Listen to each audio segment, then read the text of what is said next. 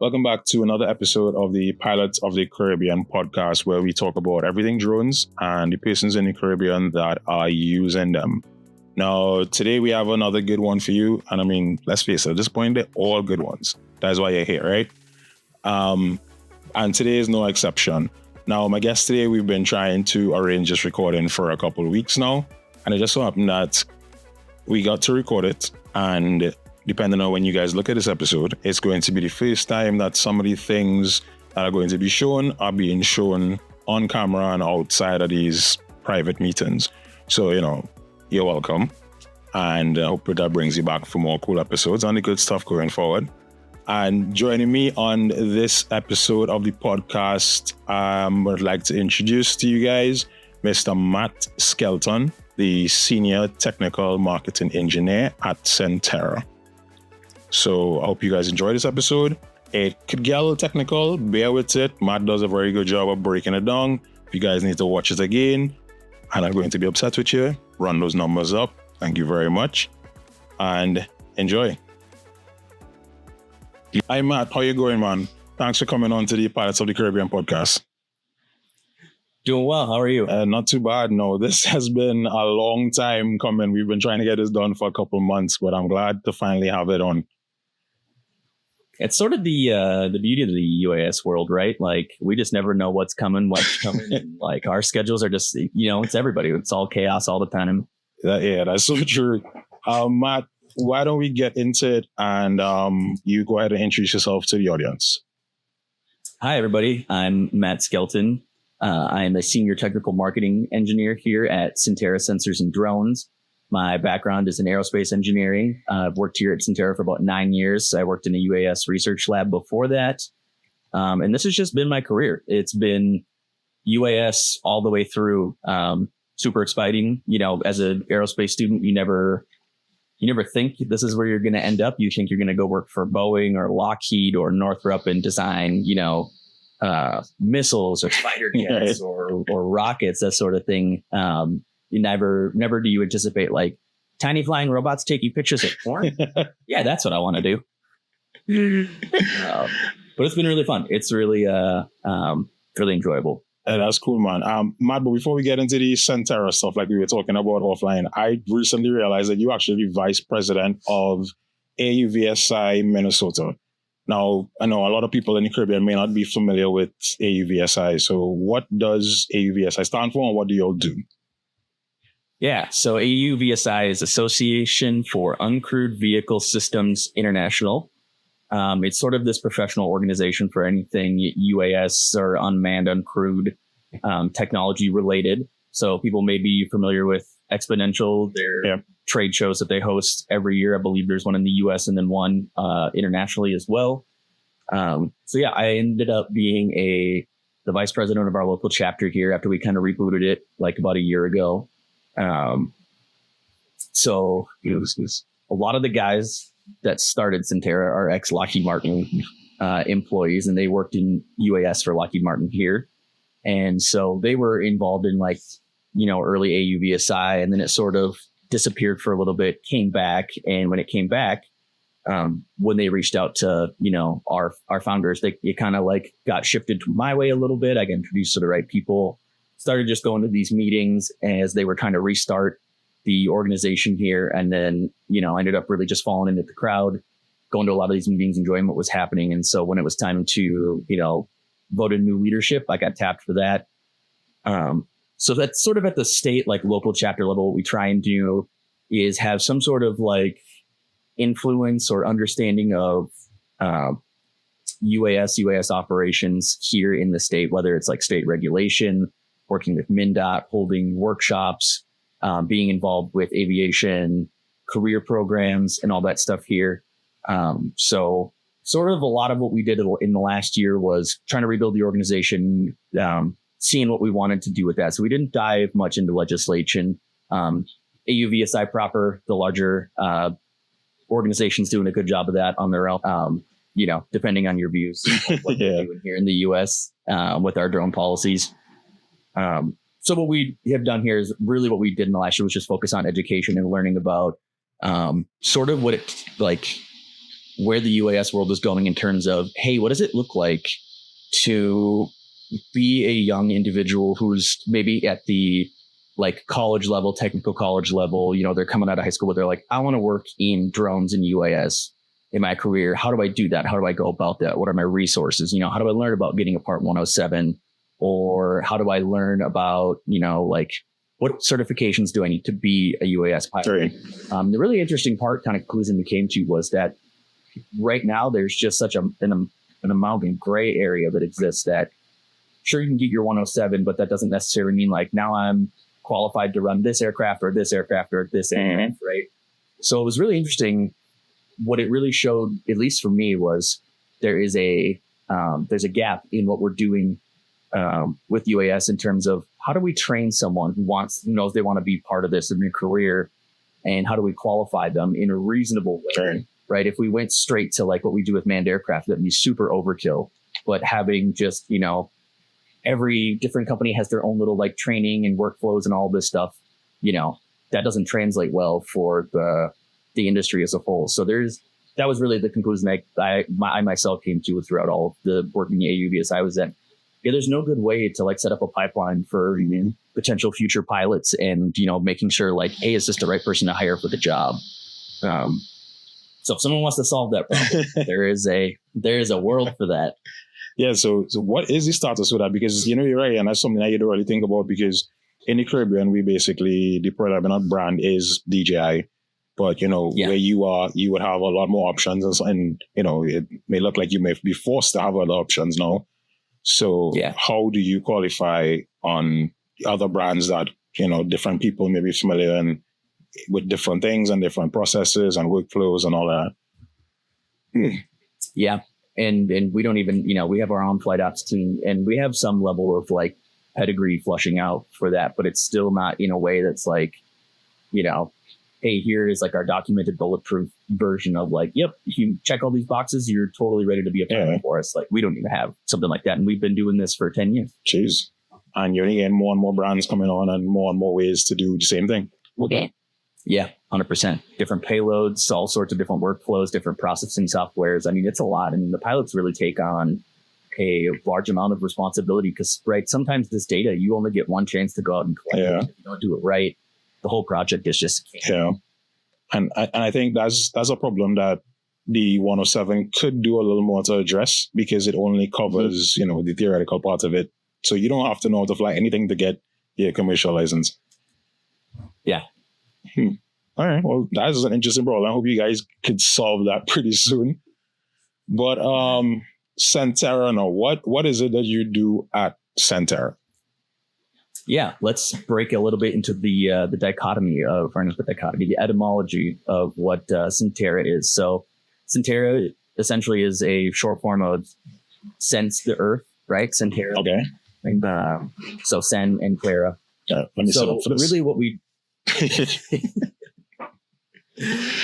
we started to do. So I came in about a year into Sentera, but I've heard the founding story so many times. But really what we do here is we've got a couple different verticals that we really go after. So I'll talk about the three main ones. And so the first one is our hardware products, right? So this is like our multispectral sensors, our high resolution RGB sensors, essentially imaging, high quality, scientific grade imaging for UAS into do agriculture at a high level. Right. There are a lot of this stuff, or a lot of these sensors have broad application outside of just agriculture, whether it's, land management or surveying mapping or industrial inspection, that sort of stuff. But it is, the root of it really was agriculture. So we're based out of Minnesota. So we're right in the middle of, the Midwest here. And so they grow tons and tons of corn and soybeans here. And so there was just a broad market opportunity right off the bat to, hey, how do we use drones in fields? Right. And here's how we kind of got to drones was, so I kind of mentioned it earlier, all of our founders are ex-Lockheed Martin engineers, and they worked on UAS in the late 90s, early 2000s for Lockheed, things that you would see flying around for like, military reconnaissance, all that stuff. By the time they were kind of done there, it was trending towards, hey, a lot of this technology is now commercially available in both quantity and price. So now we'll see a drone, it's an expansion into people using drones. And over the last decade, that's, so that's, kind of core how we started. We were this like hardware company. We knew how to make hardware, cameras, drones, all that sort of stuff. So then the next kind of chunk of it was the software, right? So we made the software platform called Field Agent, and it was meant to, essentially take in. So now we provided you with the means of collecting this data. You take all these pictures. Now what? The reality is in agriculture is they don't care about all the pictures. They care about whatever what the pictures are going to tell them to do in their application, right? So this is like, all right, we're going to go out and we're going to do a crop health map. We're going to fly over, take these multispectral pictures of the plants. We're going to stitch them all together. And then we're going to deliver at the end, like, hey, here's your map. And based on your map, you can do like zonages and all the stuff. And you can see like, hey, the crop's really not doing well over here. Or we got water stress, or we have disease or fungus or what have you. And so that was really like the next move was, hey, let's give them a platform to put all this data in, manage all of that for each one of their fields, and then process the data, and then essentially kick it to us to be like, hey, these are all the things we detected in your field, or we could detect in your field based on what you're looking for, what kind of imagery you took, and essentially just deliver them actionable insights at the end there. And so that was like what we did for a very long time. It was it's the hardware, then it was the software and the platform and all of that. And then eventually we played around with that a lot and learned like, hey, what is sticking, what's not sticking, what do these people who are, like what do the actual farmers want? What do the growers want? What do the breeders want?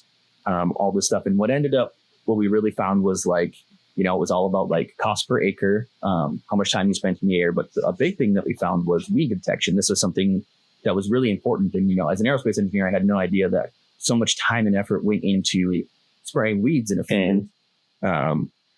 So much so, right? So the way you traditionally do it is they just blanket the whole thing in like weed killer, herbicides, whatever, to just knock it all out.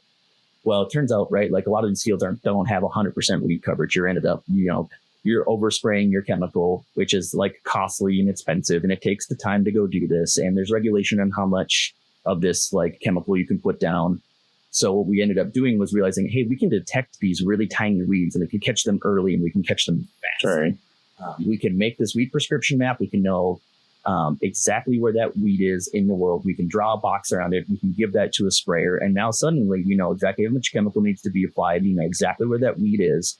And now we can just send the sprayer with all this automated equipment out there to just spray and kill that weed before it's ever a problem.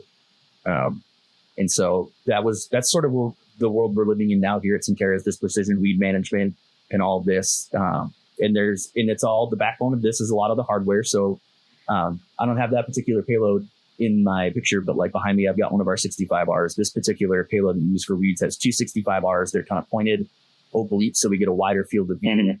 On that, we have like some really high-end inertial measurement units on there. And then we've got dual R2K antennas on there. So we know like the orientation, the location, and the accuracy of where these weeds are really, really precisely. So much so that we don't even actually stitch the map. We just do direct georeferencing. We plop it down on the like the grid projection, and essentially like, it looks like a stitched image as close as possible. We didn't actually have to do the point cloud processing, so it happens really fast. We can do all this field edge and essentially have this prescription weed map ready to go onto a sprayer, like, within 24 hours of actually going out there and flying it.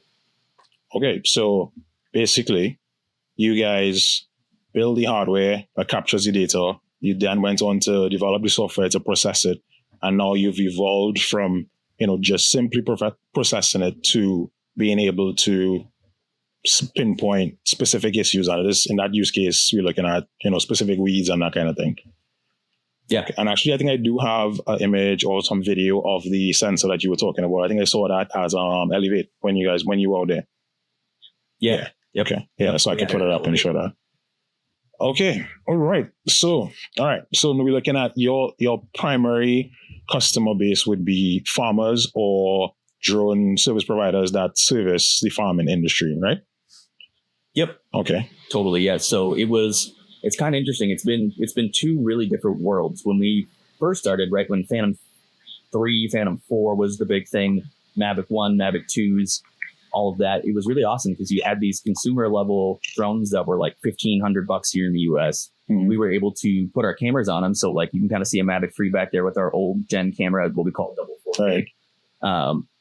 We were able to put those on there. And this was this kit that was affordable to straight up to, you know, all the way down to the grower level, right? If they were interested in being like, hey, how could I use a drone on my farm? They could afford to go out and do this. Unfortunately, when they put that kind of level of like really reliable performing consumer level drone away and replaced it with the enterprise level stuff, we kind of saw it push back into like the exactly what you were describing, like a drone service provider. So that's kind of like the level now where we start to see like the influx in there. But yeah, these people are going out, they're buying our sensors in like the drones and the processing software. They're going out and they sell essentially their services over some amount of acres, whether it's stand counts or tassel counts or crop health maps or the whole package. Right. And they go. And in the instance of the 65R, right? Yeah, this one behind me is a 65R. Right. What type of sensor is that? Is that normal RGB? Yes. So that's a 65 megapixel global shutter RGB camera. So what you would just see with your eyeballs. Right. The real magic behind that is that it's the 65 megapixel global shutter. Okay. Right. And a lot of people, if you're not familiar with what that means, this is like, so when you have electronic cameras, right, like your cell phone or what we're used to there. So a lot of those have electronic rolling shutters. So that means there's like the actual piece of hardware inside of there that reads the light that you see. Mm-hmm. You have a rolling shutter. It reads across all the pixels, right? So if that's reading out while you're still moving, you end up with like wavy or blurred or stretched images, right? So global shutter, all those pixels at once fire at once, and it fires really fast. Yeah. So you get this really nice, high quality, no blur image. And the big advantage there is like when you're looking at elevation maps or terrain maps, that sort of stuff, when you're making those, ERS is really prone to this, what we call a doming or bowling effect, right? You get these warped images because of the stretched pixels. Global shutters really fix that, make things really nice and flat, give you nice, really nice map data when you stitch it in the point cloud and all that. It's also like 50% lighter than all of the, so, you know, things that would be comparable to this would be like your DJI P1 or your Sony ILX LR1, right, sort of a thing. Where we went different there is like, we went really lightweight. So all of it on that gimbal, this thing weighs like about 600 grams. Wow. It's a 2-axis featherweight gimbal. What we wanted is we wanted to be productive and efficient. And as part of that, so not only is it lightweight, but that thing will take 3 images a second. You pretty much can't outrun that camera with your phone. Right. So this is like a limit of these other cameras. You have to fly slower so the camera can keep up and keep taking pictures. That thing will take thousands of photos, you know, within again, 0.3 seconds of each other. But as you're flying. But is that agricultural purpose the only use case for it, or could it be used for like inspections and modeling and stuff as well? Oh, this is a great segue. So yeah, this has like broad application way outside of ag, right? Okay. We developed it because we needed a sensor like this for the work we were doing in ag. But again, this is great for surveying, mapping, especially when you get it hooked up to an RTK system. Like you've got the global shutter, you've got the PPS synchronization inside of there. All right. You get that with RTK. You can make some really awesome maps. And then inspection. Yeah. So what's on there right now? So we custom design all the lenses that go on there. This isn't like an E-mount or something you go buy from like a Pentax or a Sony or what have you. This is actually like a lens we custom designed to be as optically, how do we want to describe that? Like it mates really well with the FPA sensor that's in there.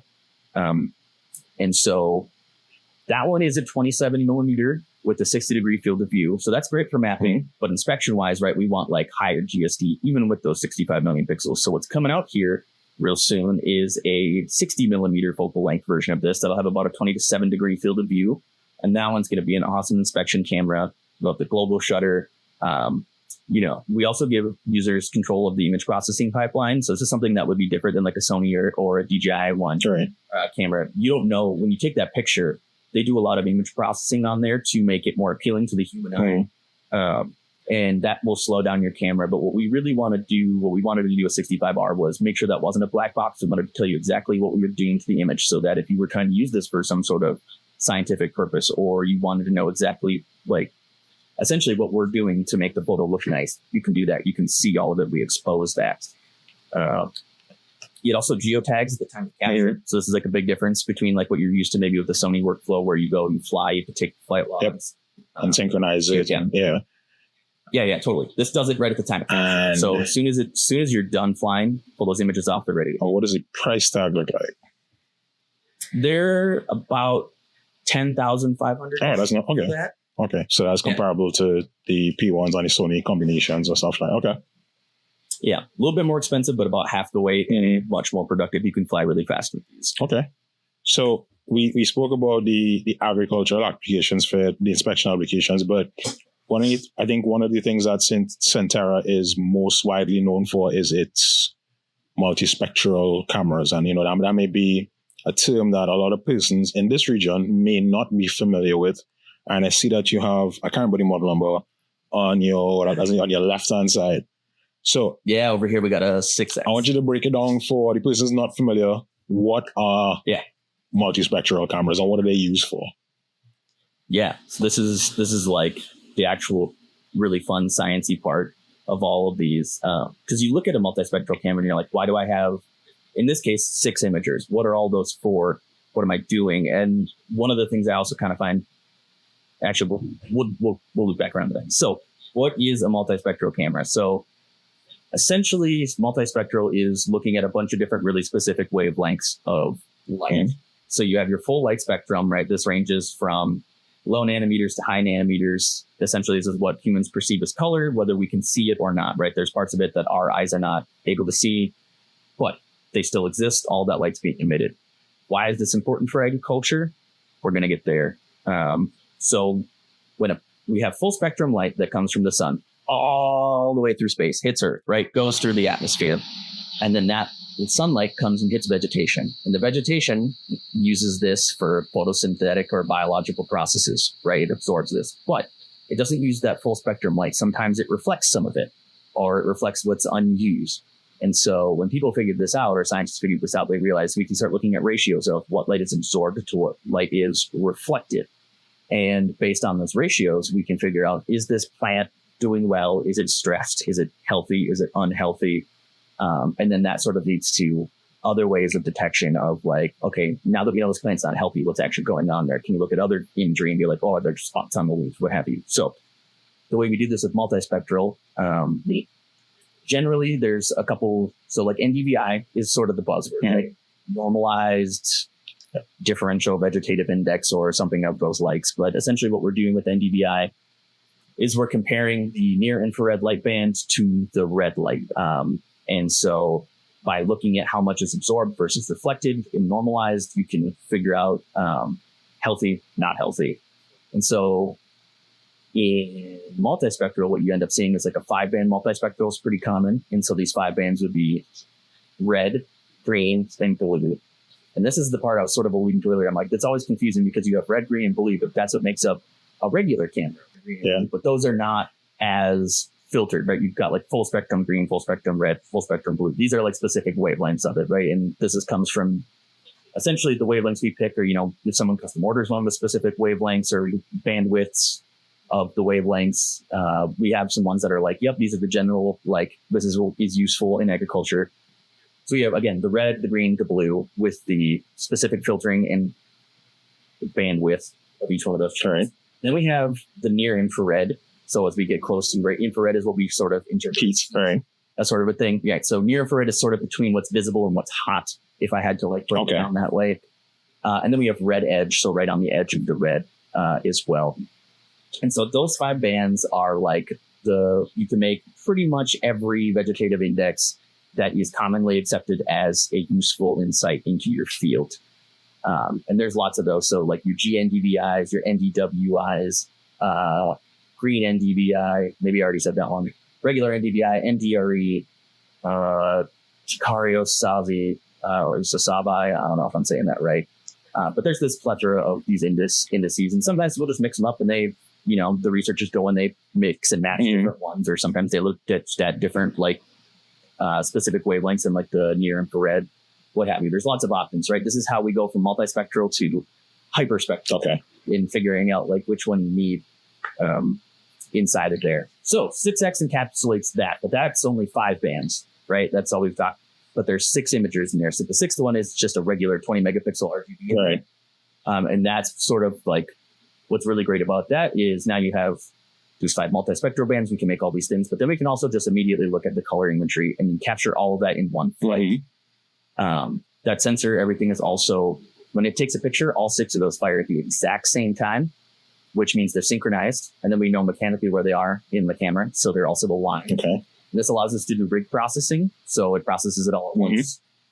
Everything's lined up pixel level. And so now you can, exit in every one of those multispectral pixels, we know that like, hey, that's the exact same pixel from this imager. It's the exact same pixel from this imager. And so now we have like these nice aligned maps that were processed as a rig and get these great maps that come out of there. And you don't have to do manual alignment or anything like that. It kind of saves you a couple steps in the image processing side of things. Okay. So, all right. Let me see how I got this. Right. So in this instance, with the 6X, we look at the 6 sensors. But so let's say something that is, I don't want to say more common, but something that is probably more popular to persons that aren't familiar with Sentera would be something like the DJI Mavic 3M, the multispectral. Yep. And that one would have 3 sensors plus your normal RGB camera. So in that instance, what would be the comparison? Right. Okay. So M3M, great product. So they've got what do they have? They have red, green, near infrared, red edge, and then their RGB camera. So they're a like 5 image one. I believe those are also synchronized. So essentially that sensor is really good. There's no blue, which is okay. Blue is sort of specific to what specific thing you're looking for. Like wheat researchers like blue, water people like blue, that sort of stuff. Okay. Which is why you see blue sometimes get left out in multispectral imaging. It's actually our thermal version of 6X. We take the blue band out and put an LWIR, like a long wave infrared in. Right. So M3M, that is really like a great product for these folks who are trying to figure out like, hey, I want to work in agriculture with drones. This is sort of at like that drone service provider level, but I don't want to go in and like invest at a science grade, big baddie like 6X. Right.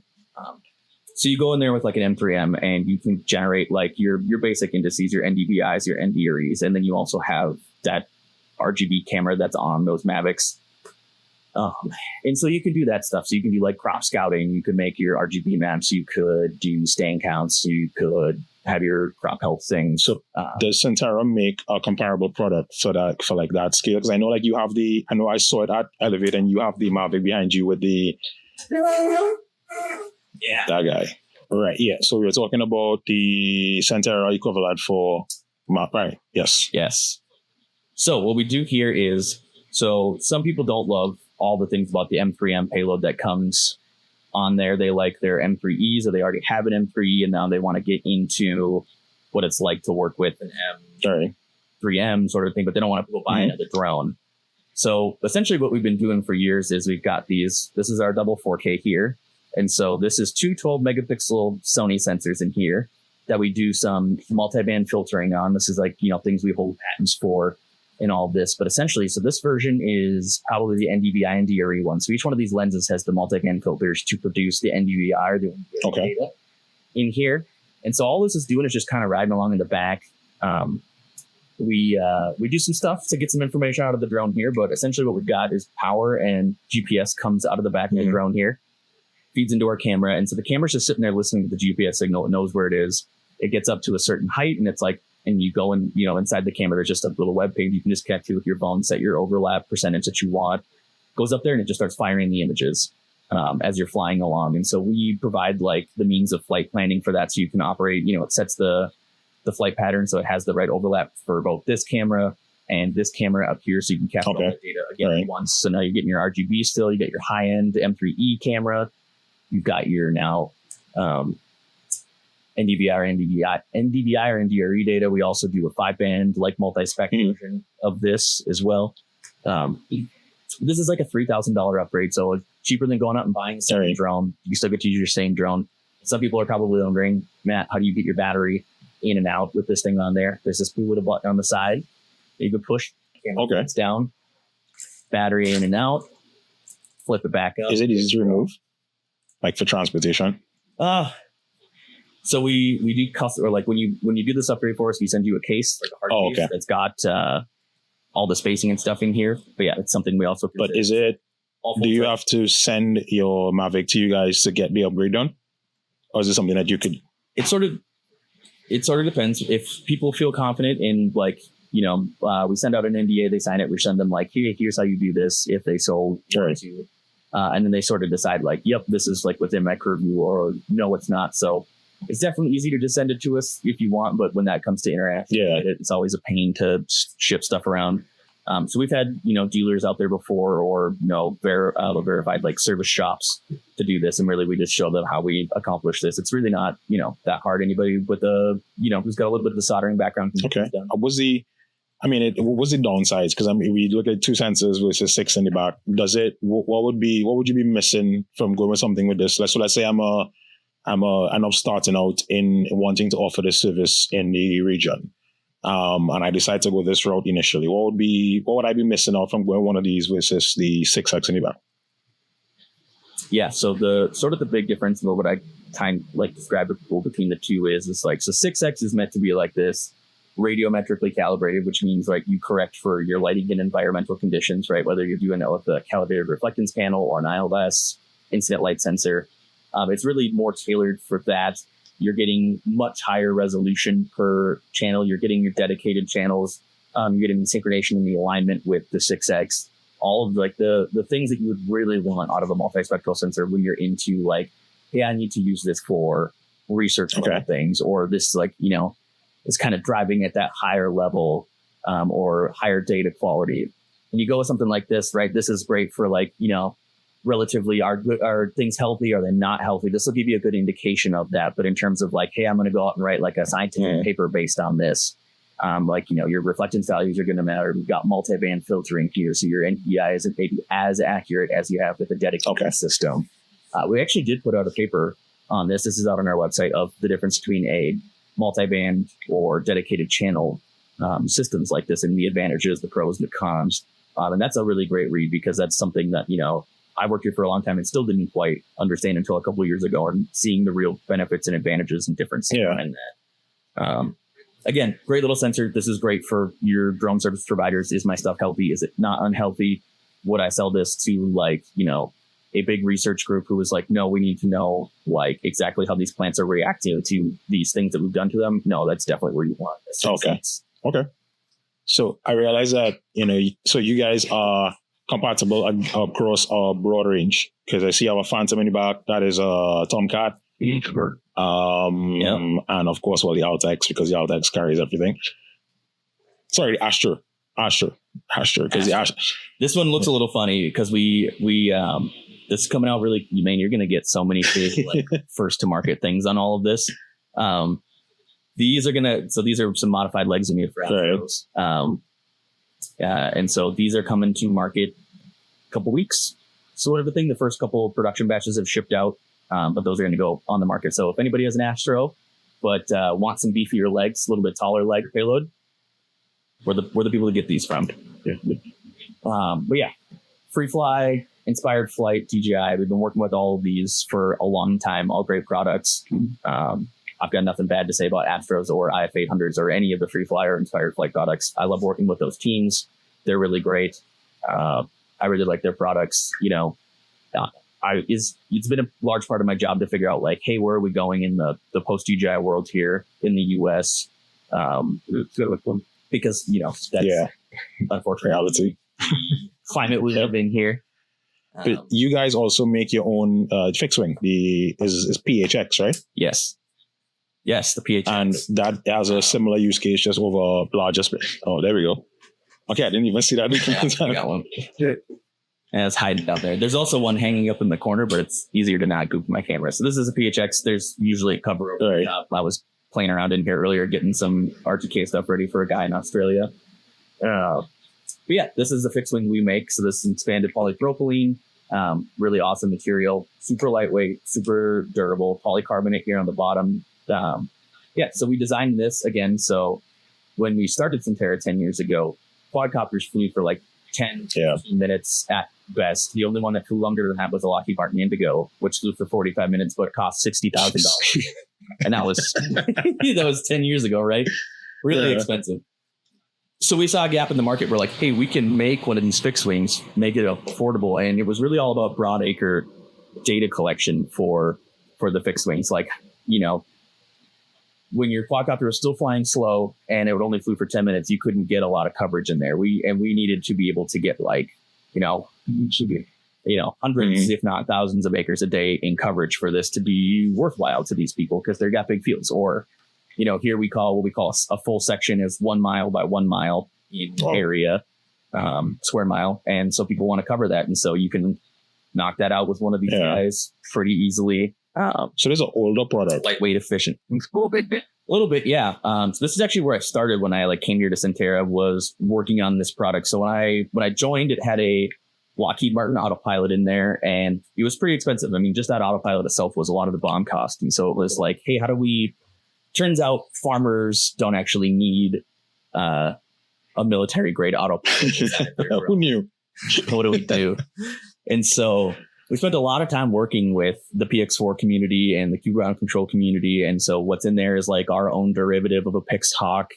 And it's kind of funny. This is what we did in there 9 years ago now, is a lot of like what we're starting to see with these newer platforms and what their autopilots are. Mm-hmm. We had a coprocessor in there that was handling all of our communications, like a companion computer. Right. Well, we had the flight core in there, all stuff. And now it's really standard on a lot of these autopilots. And I was like, this is cool. Like, we did this 9 years ago, but I'm glad this is like where it's coming out. So yeah, a little bit older. It's been, we've really been tailoring it to how easy is it, right? Because a lot of people are used to, it's pretty simple to figure out how to fly a multi-rate, right? Like up, down, left, right, spin around. It's pretty easy. Fixed wing, a little bit different. You got to spend a little bit more time planning your takeoff, your landing. And so everything we've done is like, hey, now we've automated building a flight plan in there, or like, there's like, maybe not automated, but there's a little wizard walked you through it. Like, hey, here's how you plan your takeoff. Here's where you want it to go. All right, simple. All right, now you draw your box around the field. Oh, we're going to fly this. Oh, now what camera settings? Oh, there's just a preset? Great.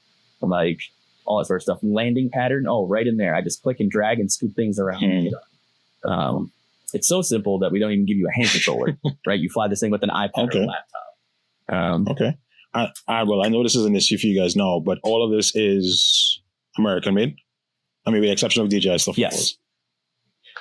Yeah. So PHX is like, we design and manufacture every piece of that aircraft ourselves. The only thing that we buy off the shelf is the propellers, because it turns out we designed the perfect propeller. Turns out a German company makes one very close to that, and they make very good propellers for much cheaper than ourselves. And then the servos that Tomcat use. But again, they're really great servos that we put in there. I plot tons of servos, ripped them apart, broke servos, and found the best ones that I could. That I was like, this is the one. Like, this is best bang for buck, performance, reliability. But yeah. So all of the Sentera products are NDAA compliant. 6X multispectrals, even blue.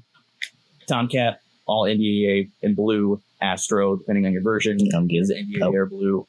All the US stuff. Okay. And you guys are compatible across, or is it just a matter of, stating which drone that you want the payload to work with, and you guys will ship out the correct connectors and everything? Okay. Yeah. So when you go to order a sensor, one of the questions is like, all right, what drones are going on? And then that'll determine whether we put a skyport adapter a skyport interface on there, or a smart dovetail. Really shout out to FreeFly for developing that smart dovetail, giving it to the world. Even bigger shout out for, I mean, I need a bigger shout out, but another shout out for Inspired Flight for also adopting it. Made my job because I didn't have to do another integration. We also do we support custom, hey, I've got a home built drone that runs on a Pixhawk. We've got interfaces to do that. Okay. We made it an adapter for Gremsy stuff. So you could buy a bunch of off the part shelf, Gremsy vibe plates and interface adapters, and our camera will hook right up to that as well. Okay. That's a thing I've really been focused on, and did I'm our integrations lead as well. And it was how do I make this as easy as possible to put in people's hands, get it flying on the drone that they already have, and still cater to the level of performance and quality that comes from the sensor. Right. So I want to make sure I didn't miss anything. So we covered the NDV with the multispectral, what they are, the different ones you'll offer, what you can get out of them. Am I missing anything? I think that was it. And how that could help, how that could help farming in particular. So you get your plant health, you get vegetation, you get what would require different fertilizers or pesticides accordingly, and you get different ways to measure that. Okay. So right, what I want to get back to now is something that you mentioned earlier. Now, in the Caribbean, in the last couple of years, I've seen a shift towards coastal erosion and monitoring and management of erosion. And I know that you said that there's a blue spectrum that the water guys were interested in. How does that work, and what can you do with it? Yes, this one is sort of a new one, and again, another awesome segment. Let me pull this out. So, to my understanding, like coastal erosion, things that hang out in like coastal areas or shallow waters and all this, they sort of act a little bit differently than what we're used to in regular lighting scenarios, because now we've got a layer of water in the mix, or water that's in there. And water's pretty bouncy in terms of like what it reflects, what it absorbs, that sort of stuff. And so you have to go into deeper, weirder spectrums of light and other more interesting indices or custom indices for generating these sort of things. Okay. So sort of our solution to that, or a thing that helps get us there, is what we're calling the payload array.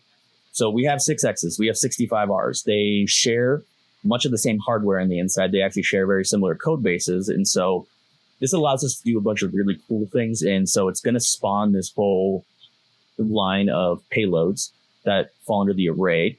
What's coming out this year and is ready to go is what we're going to call the 6X array. And so this is probably the first time one is being shown really publicly to a partner. But essentially what this is this two 6Xs that are synchronized together. So before we talked about how all 6 of these images were firing at once. Now all 12 of these are firing at once. And so these are like, really what this is so down here, you'd either have a regular 6X multispectral or a 6X thermal pro, which would have like the long wave infrared camera on it. And then up the top here, we have what we're calling the 6X expansion sensor. So this has like a coastal blue in here. We've got a bunch of expanded NIR channels. We've got a zoom RGB in there as well. But anyways, this is meant to tailor to things like coastal erosion or deeper insights. Not quite multispectral, not quite hyperspectral. I've just been for fun calling it multispectral because I think it's funny. First of all, how much does that weigh? 1,350 Oh, that's not too bad, because it looks a lot heavier than that. It feels a lot heavier than that, but I promise 1,350 grams. So this will fit on most of your, standard drones without like maxing out your vibe isolator. And what kind of outputs are we looking at from something like that? Right. So this one's going to give you just a ton of information. You're going to have so many different bands to look at. This gives you lots of combinations to be like, all right, how does this band interact with this band? How does this band interact with this band? And when you go look at a lot of like these images, it's kind of funny because they're monochrome images, but what comes up as like the bright values is essentially the light that comes in that specific wavelength, right? So say I go take a picture of, let's just say corn, right? And let's say it's healthy corn. So now we know we're going to see a bunch of, like in the red channel, we'll see like a bunch of red light being reflected in. So everything that's red light being reflected just looks like a bright white, and everything else is like gray in the background, right? And so people play with these and their values and how they interact with each other, and they make decisions back. So how does this go back to like coastal erosions and all of this, right? So people take these cameras like this or these sensors, and a lot of it is them figuring out how to apply what we call the band math, or even just being like, hey, what of my key identifiers are out here? Like we know presence of, let's say, like this specific plant species helps keep all of this sediment in place because they've got these root systems to hold them there. Okay, we know that like having the presence of this plant would help, prevent erosion, or inversely, the lack of this biological, or this plant being there, we know it's directly related to a faster rate of erosion. So when you have a sensor like this, you got your RGB, so you could be tracking like, hey, where is the water line here? Where is the actual coastline? How is it moving? What rates? Can you see it from historic amounts of data? But then also we can now say like, okay, let's find a way to identify how much and quantify how much of this plant life that's holding everything together. And again, I'm not a biologist, not like an erosion scientist here. I'm kind of spitballing, but this is sort of the process of how you work with multispectrometry. Like, we know that there's something there that we want to see. How do we identify it? How do we quantify it? And so in this case, you'd go look at all your spectral bands and see like, all right, what's lighting up the most? And we're out there, we can see that, like, we know there's a bunch of this plant life here, and we know that it gives us this result. Now let's go map everything and see where all of that plant life is, figure out if it's healthy, or just identify that it's there. Again, now we can be like, what's really cool is you can take a lot of this data, and when you like make some of these maps, so this is sort of a fun trick with NDVI you can do, is you can look at your NDVI curve or like the distribution of your values, and you can be like, okay, I only want to see the healthy stuff. So now you're going to pull this like histogram slider across, and now we're only going to show stuff that is alive, which would be, anywhere between 0 and 1 for NDVI. -1 would be anything less than 0 is considered pretty much dead or not very healthy.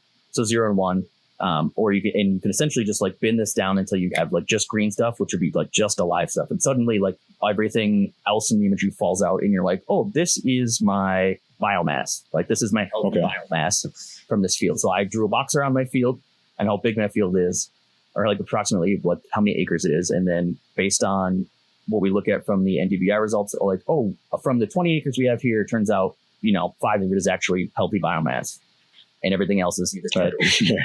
So you could do similar things here with like coastal erosion and plants like this. It was like, hey, what's the biomass of this plant that's holding everything together? And then you could go deeper in there and be like, okay, now how do we make sure that this plant is here? Do we need to go out and like replant these things, or do we need to introduce other biological systems that keep that plant healthy and alive around? And so that's how I could see it being used with like an erosion or environmental monitoring sort of situation. Okay. Is it specific to the 6X type sensors, or could something similar be done with like let's say the attachment for the Mavic? Yeah, you can do very similar things with like Mavics and all that. Again, there's no blue band. Whether or not you need the blue band to identify this is what the research is do, right? Is they're taking this multispectral data and they're identifying like, hey, what are my identifying wavelengths in this imagery to be like, yep, this pops up, this is bright, and we can now see, identify, and track this specific species of plant or what have you. And this isn't always necessarily just biological. Another use case of like multispectral imagery is disturbed earth, right? So you can dig a hole from like in the ground with a bunch of dirt, and then you can put it back over and you can fill the hole back in. And when you look at it in multispectral imagery, you can see that earth has been disturbed, whether it's different temperature or different like soil composition or whatever. And so this is useful in the industrial military world for landmines, finding out, did someone put a bomb there? Are there landmines, right? Exactly. I actually heard a similar use case when I was doing my thermography course. You can use it for finding, dead bodies. Yep. That was one of the more interesting ones I stumbled across one day. Someone wrote a paper using our 6X sensor to find historical. Actually, I saw somebody doing that in Mexico. Yeah. I think that's the one. Yeah, I think I came across that article recently. Oh, that was cool. So, all right. So for somebody who's watching this and they've watched it a couple of times and they've liked and they've subscribed and they have recovered from having their mind blown by all this information, how do you get started in the world of multispectral imagery or multispectral data and processing? Yeah, I think definitely like the easiest ways are you start with something like, if you want to be a drone service provider, you start with something. Well, actually, that's maybe the right way is figure out what category do you fall into. Am I a drone service provider? Am I a researcher? Am I a plant trader? Am I someone who owns an orchard and I want to count all my trees for my orchard or what have you? Figuring out like, all right, what vertical do I fall into? And then figuring out like, okay, what actually do I need for gear? This is like a thing I really try and harp on, right? Ideally, you sell a bunch of 6Xs and, Sentera makes a bunch of money on that. But I want people to have the right equipment. I don't want to just be the guy who sold you a camera that told you it did something when I could have sold you the more correct piece of hardware. And so that's one thing like I spend a lot of time like working with clients and partners on is like, what's the correct solution for you, right? Like, do you need the $12,000 sensor or do you need the $2,000 sensor? Or do you need the $4,000? because that's what's more important, right? Is making sure like you've got the right thing for the job. You didn't overspend, you didn't underspend. It provides the data that you want, because then you're just going to keep learning and expanding and scaling your operations for that. And you keep coming back and talking to us. And that's what we want. So that's where I would say start is like, all right, figure out what vertical am I in and what kind of data do I want out of it? So do I want just to know how healthy my plants are? Do I want to be able to count my plants? Do I want to do biomass monitoring? Do you want to do elevation mapping? Do you want to do a little bit of all these things? And that will lead you to like the right piece of hardware. And then sort of, this is sort of a fun one too, where it inverts sometimes, because a lot of people will have like these image processing suites already, and then they're trying to like, wedge the hardware in there. I like sort of starting with the hardware and then picking the right image processing, because the image processing is expensive. And it can be, it starts off. So like we've got our field agent thing, which is our platform, really great, really affordable. What I tell people sort of what's the drawback? And it's that we process everything in the cloud. So you got to be able to upload all the imagery into the cloud, get it processed and poured back down. And so if you don't have good upload bandwidth, I wouldn't sell you the product. But that being said, it's a lot cheaper than other things. So now it's like, okay, do you need to process in the field? Do you need to be able to like have your data right then and there to process? Then it's like a Pix4D Fields, right? Because they've got great local processing that does a lot of really cool things. Okay, you don't want to do cloud processing. You don't need the local processing. But you've got a really beefy like desktop somewhere, and you want to do a bunch of custom stuff on your own. Then it's like your Pix4D mapper or your Agisoft or Metashape, or what have you. Or maybe it's like a Bentley or a SimActive, or maybe you are really hardcore and you want to do WebOD, right? So then it's picking your software suite, making sure that your software suite actually gives you something, right? Like, I don't think like a Metashape or a mapper is gonna like spit out a stand. Yeah, I don't think so. But something like a field agent or a drone deploy will give you a stand count. There are other people who also provide it. But so that's really sort of the next thing. So it's what vertical am I in? What data do I want to collect? All right, what hardware do I need? What software processing do I need? And I would say that's like really the best pipeline if you can answer those 4 questions, you can really dial in on like, what is my hardware and software combination that I need? Is there training that somebody could take to, get, one, certified, and two, to get the information, and one, get certified as a subject matter expert, or to eventually get to being a subject matter expert in this field? Oh boy, that's a good question. Formally, I think so. Nowadays, I mean, I go to a lot of these trade shows. I bump into a lot of collegiate level folks who are starting to teach these in their classes. And, whether it's GIS or it's agriculture, or sometimes even a combination of both. And they're used to working with Landsat data now. So it's like there are the early roots of what it takes to become a professional in this level of, or in this like specific industry segment of like, we're doing agronomy and we're doing it with drones. And oftentimes they are separate. Like, oftentimes it's not the actual agronomist out there flying the drones, unless they're the researcher who is like, I got a tight budget, I'm going to go do it myself. A lot of times it's, agronomists want this data, but they'll hire a team of drone pilots and go out and do this. So it's a little desynced in that sense. But to actually, we've worked a lot with people who are like, hey, I'm getting into this, I want to do this. We're going to buy your hardware and your software. And then, we set up training with them. We teach them how to do all the flying. We teach them how to do all the processing, all that sort of stuff. And we use a suite of different processing tools in all of that.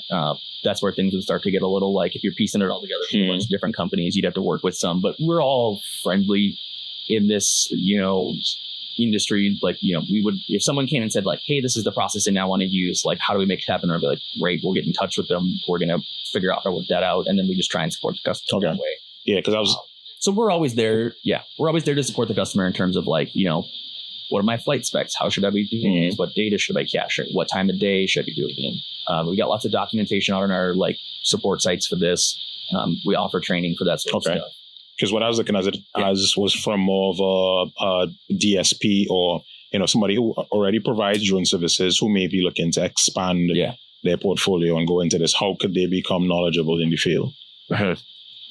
Yeah. Okay. And yeah, I mean, in today's current climate, like this is like maybe this is the one in it's like everything you could ever want to learn is on the internet. It's on YouTube. There's some nerd went out there and like wrote an awesome 30-40 minute YouTube video of like, what is NDVI? Right. Got it. All right. Whew. Okay. I think we covered. I don't know if did we miss anything? I don't think so. We didn't talk about thermal imagery a lot, but that's sort of.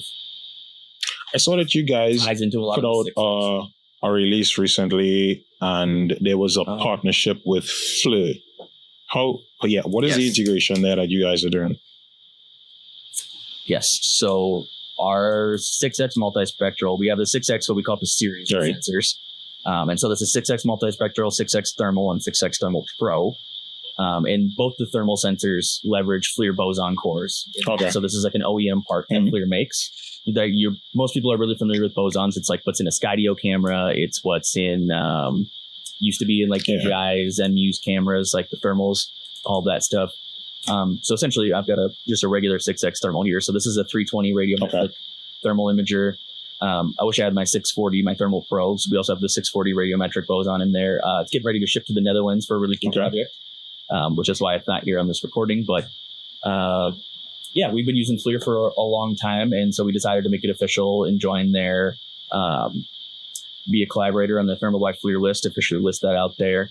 But that was really cool. So this is sort of an interesting industry. You know, we kind of stumbled into it a little bit by accident because we were putting thermal in there for agriculture uses, like water my plants, how does my soil, that sort of stuff. Well, then turns out, remember we talked about that rig processing, or it was really cool for the multispectral? Turns out that has like really awesome benefits for thermal mapping. So if you've ever done thermal mapping before, like with like an M3T or something like that, even DJI will tell you, like in their forums, like, hey, it wasn't really meant to map. It was meant to sort of be like, you know, search and rescue or like live video. But some people will figure out how to map with it. But it ends up being really painful in the data processing side. You need a lot of overlap because there's not as many features like there is like in an RGB camera. And it becomes kind of difficult to make these maps, whether you can even actually get them into a software to process at all. So what we did with FLIR was to show like, hey, by the way, when we do this rig processing, it uses those global shutter monochrome sensors that are in there, which are really great for mapping. And it stitches those all together and it makes this reference layer. And so now, because again, the sensor itself is synchronized and aligned, and now we've got this multispectral map that we made, we can use that as an alignment layer. And now we can align all the thermal maps or thermal images in there and make a really awesome thermal map with like much less overlap, much less time, much less processing. It's just ready to go. And this all happens like unbeknownst to you, right? You import the data into something like a Pix4D field and it's just there. All this out. So, you know, in that video, you know, it's pretty sped up, but essentially start to finish, the real time of that was 10 minutes between when I imported that data from the sensor onto my laptop, got it into fields, let it process, and then I had a pixel level Celsius thermal map where I could go in and be like, yep, this pixel is 32 degrees Celsius, or this one is 27 degrees Celsius, what have you, in there. And so it's this really awesome advantage. If you really need to actually like broad scale thermal map and you don't want to deal with these things that other thermal sensors don't do, using this multispectral assisted rig processing with the thermal boson core, or with the boson core inside our thermal cameras, really allows you to have this super productive thermal mapping tool that's really easy to use. So basically you buy a 6S and you don't really have to buy anything else. Kind of, yeah, because not only can you now do agricultural stuff, you also have a 20 megapixel RGB camera out there. And I think a really interesting use case for that would be to use as like solar panel inspection. And doing all that sort of stuff, because again, we can customize the monochrome sensors to whatever. These don't have to be just a green and a red and a rear IR or a red edge, right? Like you could customize this to all custom things. You could figure out like, you know, someone could start the process being like, what actually else reflects off of the solar panel other than just the heat that we're looking at? Are there other things in the unseen light spectrum that we can be useful, that we could learn more about how these solar panels are performing? It's just like a world of possibilities. But yeah, you kind of just buy one sensor, you take one flight, and you get all this data out of there. It's really, and then you could just pick what you want to dive into after that. Yeah. Oh, I should also say, if you thought 3 FPS, 3 images a second on 65R was impressive, this one's 5. 5 images a second. It's really cool. Wow. Wow. What about and a half a terabyte of internal solid state storage in here. So this SD card on the side is actually kind of a lie. That's not how you get your pictures off. You connect a USB-C cable up to this guy and pull all your data off of a half a terabyte internal solid state. Okay. So you never have to worry about dropping your SD card and it falling to the next. Yeah, because that'll just be when you lose it and never get it back. What about things like integrations? Because it's all about when you were saying, you could use them for different applications. So now we out of what we call traditionally what Sentera is known for.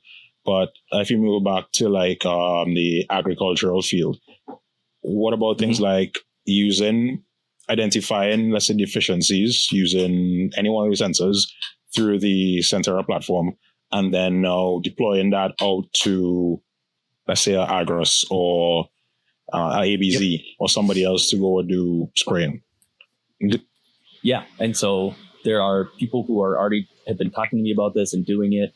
One of my favorite clients is this guy Mike Davis, who works out at Columbia Gorge Community College, and he's doing a bunch of research for drones, multispectral. He's the guy who's actually going to write the textbooks for the next generation of drone related students. He's been using the 6X and he's pairing it with Pixor D fields and a free fly Astro. He's out there flying, doing exactly this, making a multispectral map, then using their magic tool inside of Pixor D fields, which essentially does like a zone management prescription that it generates, makes that shapefile. You can load that straight into an Agris and then go out and spray. And since this is all local processing with like fields and all that stuff, they get to do it right then and there on the spot, go from one flight, process the data, and within, less than an hour, probably even closer to like 10 minutes, they're back up in the air with the spray drone now, taking care of what they just identified. That is cool. In their problem areas. It's super cool. 10 years ago, spray drones were still like, and now it's like, no, they're everywhere. It's happening. Hey, Matt, this was really incredible in terms of information. I really hope everybody, take something away from this, watch it over, Google Sentera, get into multispectral. But in wrapping it up a little bit, I wanted to ask you one of the questions that I've started asking all of my guests. And that question is, what is one thing that you know now that you wish you knew before getting into the UAV and sensor space? Because that's essentially where you are now. Oh boy, one thing I wish I would have known was batteries are made and they're also made of fire. That's maybe the fun answer.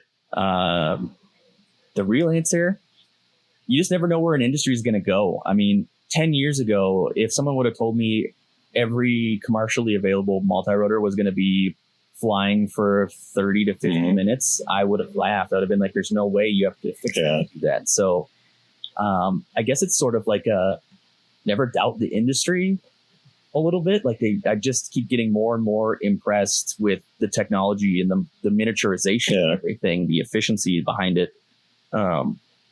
And the other part of this is like, don't be afraid to be involved in the industry is sort of the other part. Like I felt like early on in my career, I was always like a very us versus them, right? Like sort of a thing. And as I've gone to more of these shows, gotten to know a lot more people in the UAS world, I'm like, we're all after the same thing. We all really want the same thing. And there's room for all of us here to do this. And so I guess don't be like so polarized on the us versus them. It's pretty easy nowadays that we see a lot of the people who are like, hey, these American drone companies are really expensive and they don't provide what DJI has and all this. And there's like so much hostility on either side from either way. And then all the American drone people are like, no, DJI still be big and all this stuff. And it's like, hey guys, can we all chill out and figure this out so that we can just like, do you know how many industries are propped up by these products? Like if we take these away or make them unavailable, it's really tough for all of us to do any of this, and it hurts everyone. So let's stop fighting each other and figure this out first. And so that is maybe the more philosophical answer is just don't be afraid to be involved, and not everyone is your enemy in the industry. I think that last part kind of sticks with me because, locally we have what feels like a very competitive, UAV industry, especially when it comes to the creative space. and going out to Elevate, which is why I met you last year.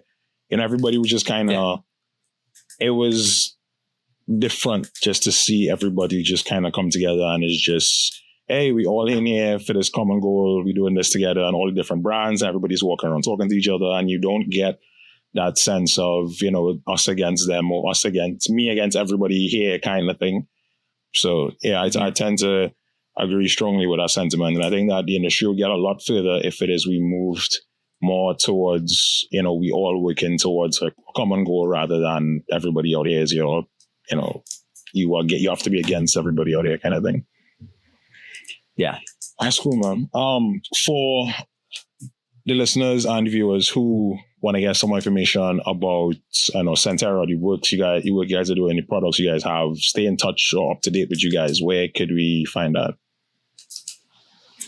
We've got 2 websites. We've got Sentera Sensors and Drones for all the hardware specific products. And, Sentera Sensors and Drones.com or SenteraSensors.com, that one. And then, Sentera.com for the weed management and the software side of things. And, sorry. I was just saying, my LinkedIn is open to anybody. That's where I post most of my stuff. You'll also see it from like the business side of things. All the good stuff comes sort of from where I'm at on there, because the LinkedIn algorithm lets it when it comes from a regular business account. So I'll make sure and link those. And you are also at a lot of events. So for anybody, watching this and getting out to the event, where can somebody see you and talk to you more about some of the stuff that we spoke about today? Yeah, absolutely. I go to all of the major trade shows. So I think the next one that's coming up here soon is going to be AUVSI Exponential. It was Houston this year. I'll be there. CUAV in Vegas in September this year. Those 2 big ones for sure. If anybody sees me, just look for the dude with the long brown hair and a backwards baseball hat and a Sentera shirt. Like, by all means, come stop, talk to me. Always happy to. I'm usually floating around partner booths. So as well, more than happy to have a chat with anybody who just, even if they want to learn more about this, this is somehow become my passion. And it's just awesome. All right, cool. Matt, thank you very much for joining me on this episode of the Pilots of the Caribbean podcast. I really enjoyed this episode, and I hope everybody, took something away from it and going to watch it over to get more out of it. And hopefully, we see a lot more multispectral sensors in the region. Yep. Yeah, awesome. This was an absolute blast. Thank you so much. And don't be a stranger, man. If you have something else, another first that we want to show on the podcast, feel free to come back on and let's talk about it. No, I'm going to be texting you all that stuff. All right, man. Take care. All right.